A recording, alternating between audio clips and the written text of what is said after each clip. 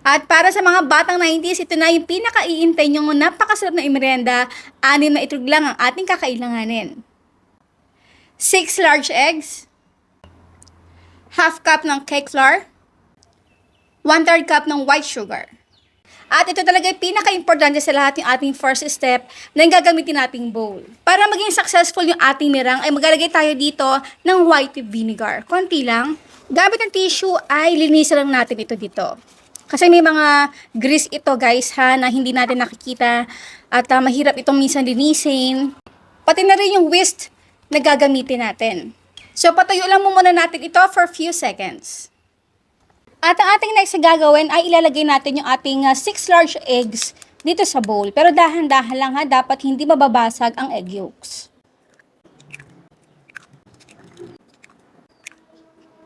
Para mas mapadali ang trabaho natin gamit sa malinis sa kamay, ay i-scoop natin yung ating egg yolks from here. Wow, from here. 1/4 teaspoon na ating cream of tartar. Kung wala kayo nito, papwede tayong maglagay ng vinegar.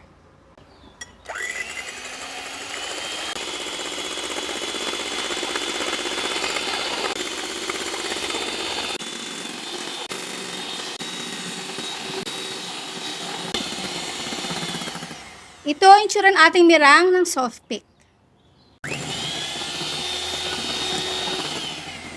At ito naman kapag medium pick na. So kapag nasa medium pick na tayo, ay ilalagay na natin dito pa isa-isa yung ating egg yolks.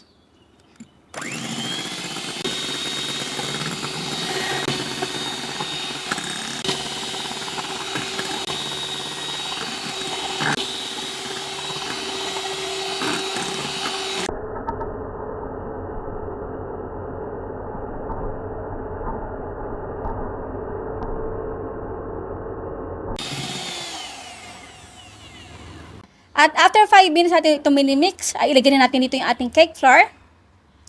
I-sift natin ito directly.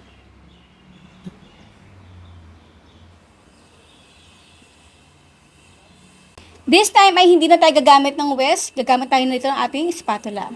Ito lang naman ay hindi para ma-break-break yung mga bubbles na ginawa natin dito sa ating meringue.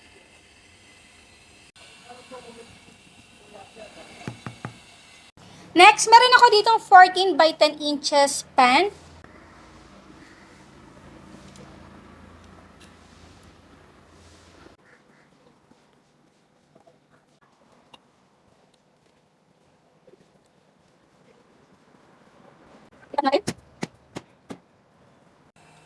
So, dito sa napreheatan nating oven na 170 Celsius, ay i-bake lang natin ito for 15 minutes. Check natin kung tostado na yung pinakaibabaw nito.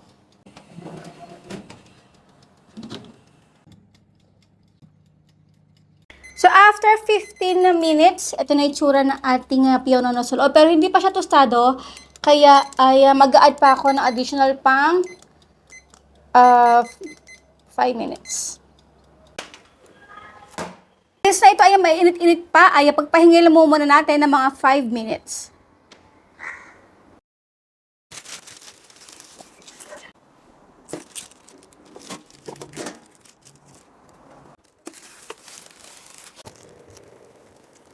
Hihiwa lang tayo dito ng diagonally dito sa ating cake, sa pinaka-lengthwise.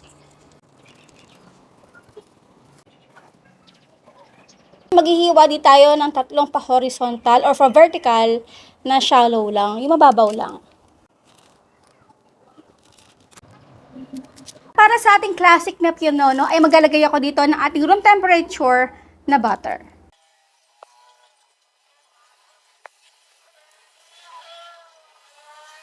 I-sprinkle tayo dito ng sugar.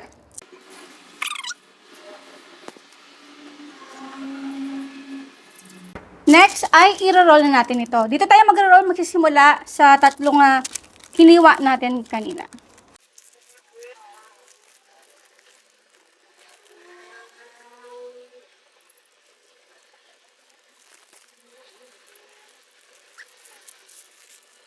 Next ay ilagay natin ito sa ref hanggang sa lumamig.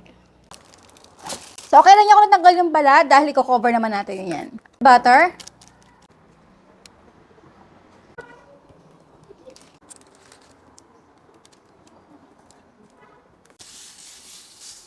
sugar.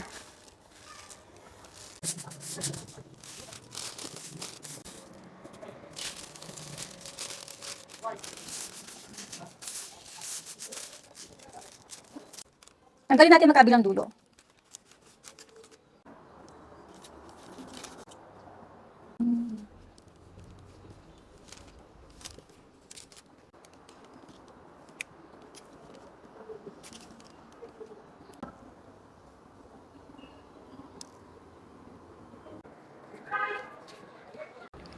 And now is done our 3 ingredients, pianono. Classic!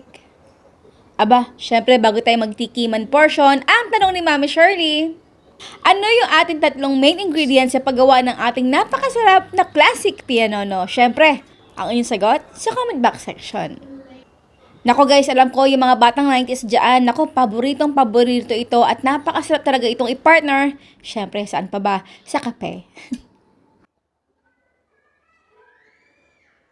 Tara na guys, kain po tayo. Kanina ko pa ito iniimtay, ang aking isa sa pinaka-paboritong merienda ng 90s. Yung mga batang 90s. Ganun kalambot. Diba?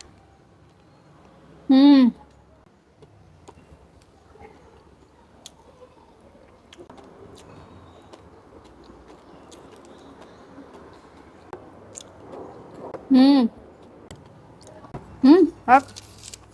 So yun po guys, maraming po salamat sa inyo lahat ng ating outro. Keep safe, be healthy, and be happy.